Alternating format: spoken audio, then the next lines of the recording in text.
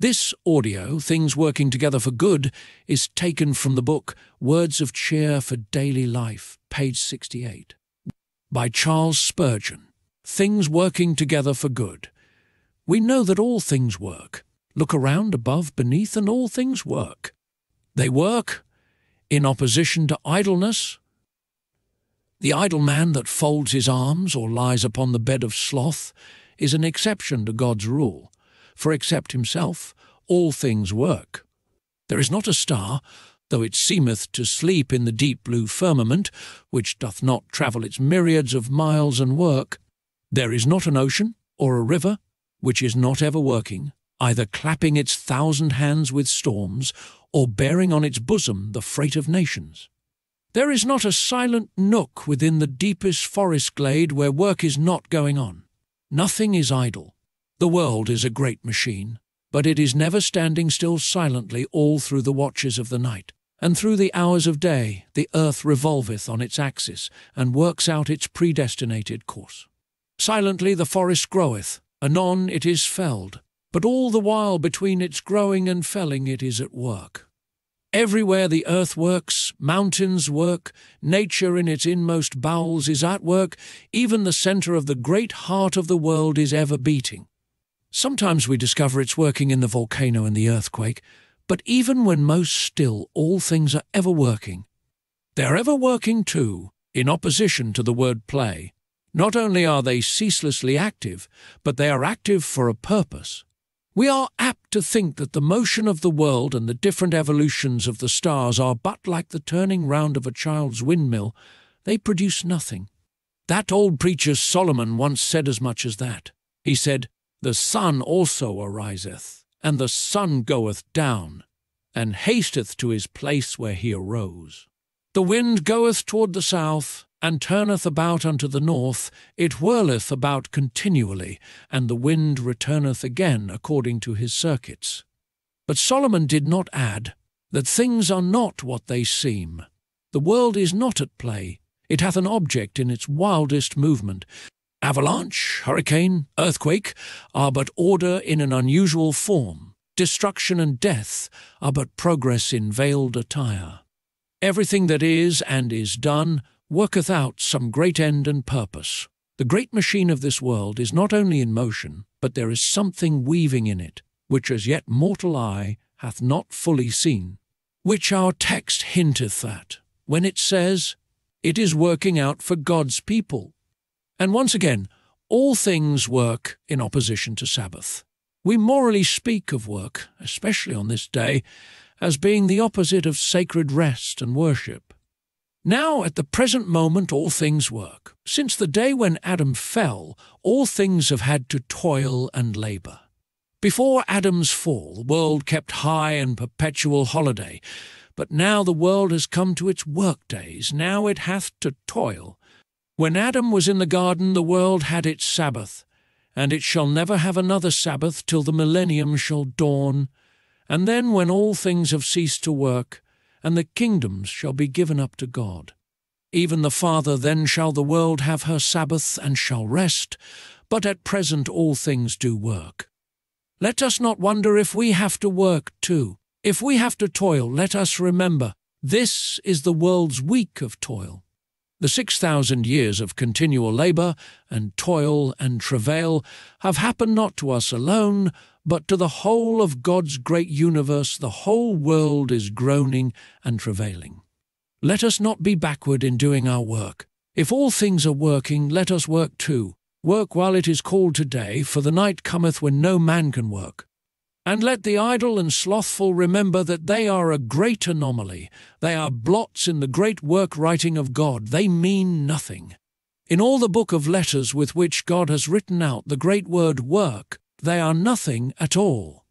But let the man that worketh, though it be with the sweat of his brow and with aching hands, remember that he, if he is seeking to bless the Lord's people, is in sympathy with all things.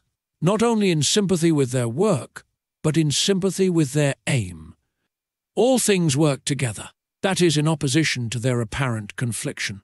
Looking upon the world with the mere eye of sense and reason, we say, yes, all things work, but they work contrary to one another. They are opposite currents. The wind bloweth to the north and to the south. The world's bark, it is true, is always tossed with waves. But these waves toss her first to the right and then to the left. They do not steadily bear her onward to her desired haven. It is true the world is always active, but it is with the activity of the battlefield, wherein hosts encounter hosts and the weaker are overcome. Be not deceived, it is not so. Things are not what they seem. All things work together. There is no opposition in God's providence. The raven wing of war is co-worker with the dove of peace. The tempest strives not with the peaceful calm. They are linked together and work together, although they seem to be in opposition. Look at our history. How many an event has seemed to be conflicting in its day that has worked out good for us? The strifes of barons and kings for mastery might have been thought to be likely to tread out the last spark of British liberty, but they did rather kindle the pile. The various rebellions of nations, the heavings of society, the strife of anarchy, the tumults of war, all these things, overruled by God, have but made the chariot of the church progress more mightily. They have not failed of their predestinated purpose, good for the people of God. I know it is very hard to believe this. What? Say you, I have been sick for many a day, and wife and children, dependent on my daily labour, are crying for food. Will this work together for my good? So saith the word, and so shalt thou find it ere long. I have been in trade, says another, and this commercial pressure has brought me exceedingly low, and distressed me. Is it for my good? Thou art a Christian. I know thou dost not seriously ask the question, for thou knowest the answer of it. He who said, all things work together, will soon prove to you that there is a harmony in the most discordant parts of your life. You shall find, when your biography is written, that the black page did but harmonize with the bright one, that the dark and cloudy day was but a glorious foil to set forth the brighter noontide of your joy. All things work together. There is never a clash in the world. Men think so, but it never is so. The charioteers of the Roman circus might, with much cleverness and art, with glowing wheels, avoid each other. But God, with skill infinitely consummate, guides the fiery courses of man's passion, yokes the storm, bits the tempest, and keeping each clear of the other, from seeming evil still induceth good. And better still, in infinite progression. We must understand the word together also in another sense. All things work together for good, that is to say, none of them work separately. I remember an old divine using a very pithy and homely metaphor. All things work together for good, but perhaps any one of those all things might destroy us if taken alone. The physician prescribes medicine. You go to the chemist, and he makes it up. There is something taken from this drawer, something from that file, something from that shelf. Any one of those ingredients, it is very possible, would be a deadly poison and kill you outright if you should take it separately. But he puts one into the mortar, and then another, and when he has worked them all up with his pestle, and has made a compound, he gives them all to you as a whole, and together they work for your good. But any one of the ingredients might either have operated fatally or in a manner detrimental to your health. Learn then that it is wrong to ask, concerning any particular act of providence, is this for my good?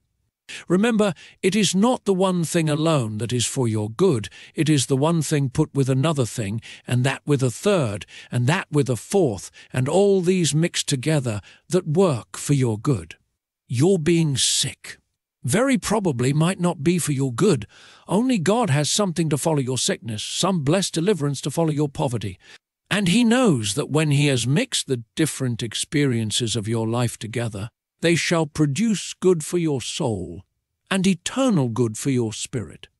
We know right well that there are many things that happen to us in our lives that would be the ruin of us if we were always to continue in the same condition.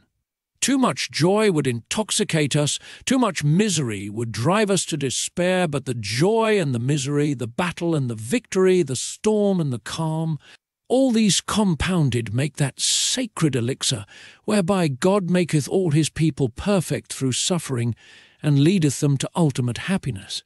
All things work together for good. There are different senses to the word good. There is the worldling's sense. Who will show us any good? By which he means transient good, the good of the moment. Who will put honey into my mouth? Who will feed my belly with hid treasures? Who will garnish my back with purple and make my table groan with plenty? That is good, the vat bursting with wine, the barn full of corn. Now God has never promised that all things shall work together for such good as that to his people. Very likely, all things will work together in a clean contrary way to that. Expect not, O Christian, that all things will work together to make thee rich. It is just possible they may all work to make thee poor. It may be that all the different providences that shall happen to thee will come wave upon wave, washing thy fortune upon the rocks, till it shall be wrecked, and then waves shall break o'er thee, till in that poor boat, the humble remnant of thy fortune, thou shalt be out on the wide sea, with none to help thee but God the Omnipotent. Expect not, then, that all things shall work together as for thy good. The Christian understands the word good in another sense. By good, he understands spiritual good. Ah, saith he, I do not call gold good, but I call faith good. I do not think it always for my good to increase in treasure, but I know it is good to grow in grace. I do not know that it is for my good that I should be respectable and walk in good society, but I know that it is for my good that I should walk humbly with my God. I do not know that it is for my good that my children should be about me, like olive branches round my table, but I know that it is for my good that I should flourish in the courts of my God, and that I should be the means of winning souls from going down into the pit. I am not certain that it is altogether for my good to have kind and generous friends, with whom I may hold fellowship, but I know that it is for my good that I should hold fellowship with Christ, that I should have communion with him, even though it should be in his sufferings. I know it is good for me that my faith, my love, my every grace should grow and increase, and that I should be conformed to the image of Jesus Christ, my blessed Lord and Master. To the Christian, however, the highest good he can receive on earth is to grow in grace. There, he says, I had rather be a bankrupt in business than I would be a bankrupt in grace. Let my fortune be decreased, better that, than that I should backslide there. Let thy waves and thy billows roll over me, better an ocean of trouble than a drop of sin. I would rather have thy rod 1,000 times upon my shoulders, O my God, than I would once put out my hand to touch that which is forbidden, or allow my foot to run in the way of gainsayers. The highest good a Christian has here is good spiritual. All things work together for a Christian's lasting good. They all work to bring him to the Saviour's feet. So he bringeth them to their desired haven, said the psalmist, by storm and tempest, flood and hurricane. All the troubles of a Christian do but wash him nearer heaven. The rough winds do but hurry his passage across the straits of this life to the port of eternal peace. All things work together for the Christian's eternal and spiritual good. And yet sometimes all things work together for the Christian's temporal good. You know the story of old Jacob. Joseph is not, Simeon is not, and now ye will take Benjamin away. All these things are against me, said the old patriarch. But if he could have read God's secrets, he might have found that Simeon was not lost, for he was retained as a hostage, that Joseph was not lost, but gone before to smooth the passage of his grey hairs into the grave, and that even Benjamin was to be taken away by Joseph in love to his brother, so that what seemed to be against him, even in temporal matters, was for him. You may have heard also the story of that eminent martyr who was wont always to say, all things work together for good. When he was seized by the officers of Queen Mary to be taken to the stake to be burned, he was treated so roughly on the road that he broke his leg, and they jeeringly said, all things work together for good, do they? How will your broken leg work fix your good? I don't know, said he, how it will, but for my good, I know it will work, and you shall see it so. Strange to say, it proved true that it was for his good, for being delayed a day or so on the road through his lameness, he just arrived in London in time enough to hear that Elizabeth was proclaimed Queen, and so he escaped the stake by his broken leg. He turned round upon the men who carried him, as they thought, to his death, and said to them, "Now will you believe that all things work together for good?" Though the drift of the text was spiritual good, yet sometimes in the main current there may be carried some rich and rare temporal benefits for God's children, as well as the richer spiritual blessings. Thank you for listening.